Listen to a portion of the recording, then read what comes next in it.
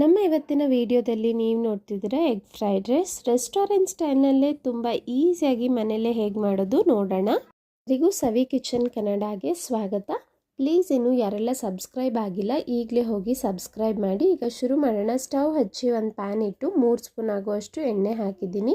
ನಂತರ 3 ಮೊಟ್ಟೆನ ಹಾಕಿ ಸ್ವಲ್ಪ ಉಪ್ಪು 1/4 ಟೇಬಲ್ ಸ್ಪೂನ್ ಆಗುವಷ್ಟು ಪೆಪ್ಪರ್ ಪೌಡರ್ನ ಹಾಕಿದ್ದೀನಿ. ಇದನ್ನು ಹೈ ಫ್ಲೇಮಲ್ಲೇ ಒಂದು 30 ಸೆಕೆಂಡ್ ಬಿಟ್ಬಿಡೋಣ. ತುಂಬ ಮಿಕ್ಸ್ ಮಾಡೋಕ್ಕೆ ಹೋಗಬಾರ್ದು. ಈ ರೀತಿಯಾಗಿ ಹುರ್ಕೊಂಡು ನಾವು ಪಕ್ಕಕ್ಕೆ ಇಟ್ಕೋಬೇಕು. ನಂತರ ಇಲ್ಲಿ ಪ್ಯಾನ್ ಇಟ್ಟು 5ರಿಂದ 6 ಸ್ಪೂನ್ ಆಗುವಷ್ಟು ಎಣ್ಣೆ ಹಾಕಿ ಎಣ್ಣೆ ಚೆನ್ನಾಗಿ ಬಿಸಿ ಮಾಡ್ಕೋಬೇಕು. ಅನಂತರ ಇಲ್ಲಿ 5ರಿಂದ 6 ಹಸಿಮೆಣಸಿನಕಾಯಿನ ಹಾಕ್ಕೊಂಡು ಒಂದು 30 ಸೆಕೆಂಡ್ ಫ್ರೈ ಮಾಡ್ಕೊಳ್ತೀನಿ.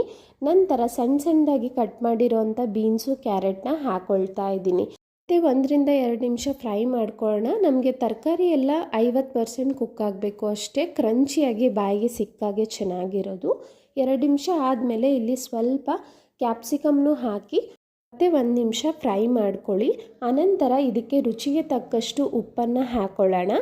ನಂತರ 1 ಸ್ಪೂನ್ ಆಗುವಷ್ಟು ಶುಂಠಿ ಬೆಳ್ಳುಳ್ಳಿ ಪೇಸ್ಟ್ನ ಹಾಕ್ಕೊಳ್ತಾ ಇದ್ದೀನಿ.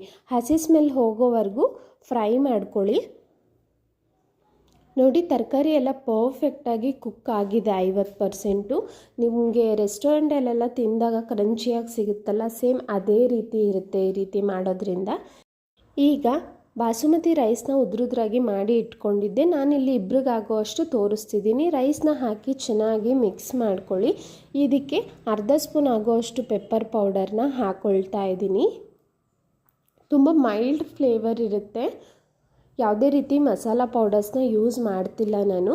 1.5 ಸ್ಪೂನ್ ಆಗುವಷ್ಟು ಸೋಯಾ ಸಾಸ್ನ ಹಾಕ್ತಾ ಇದ್ದೀನಿ. 1 ಸ್ಪೂನ್ ಆಗುವಷ್ಟು ವೆನಿಗರ್ನ ಹಾಕ್ಕೊಳ್ತಾ ಇದ್ದೀನಿ. ಈಗ ಮತ್ತೆ ಹೈ ಫ್ಲೇಮಲ್ಲೇ ಇದೆಲ್ಲವನ್ನು ಚೆನ್ನಾಗಿ ಮಿಕ್ಸ್ ಮಾಡ್ಕೋಬೇಕು.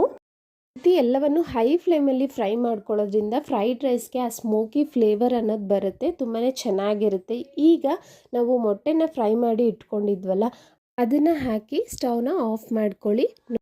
ತುಂಬಾ ಟೇಸ್ಟಿಯಾಗಿ ರೆಸ್ಟೋರೆಂಟ್ ಸ್ಟೈಲ್ನಲ್ಲೇ ಎಗ್ ಫ್ರೈಡ್ ರೈಸ್ ರೆಡಿ ಇದೆ. ನಮ್ಮ ಇವತ್ತಿನ ರೆಸಿಪಿ ನಿಮ್ಗೆ ಇಷ್ಟ ಆಯಿತು ಅಂದ್ಕೊಳ್ತೀನಿ. ಇನ್ನೂ ಯಾರೆಲ್ಲ ಸಬ್ಸ್ಕ್ರೈಬ್ ಆಗಿಲ್ಲ ಸಬ್ಸ್ಕ್ರೈಬ್ ಮಾಡಿ, ಹಾಗೆ ಲೈಕ್ ಮಾಡೋದನ್ನು ಮರಿಬೇಡಿ. Thank you.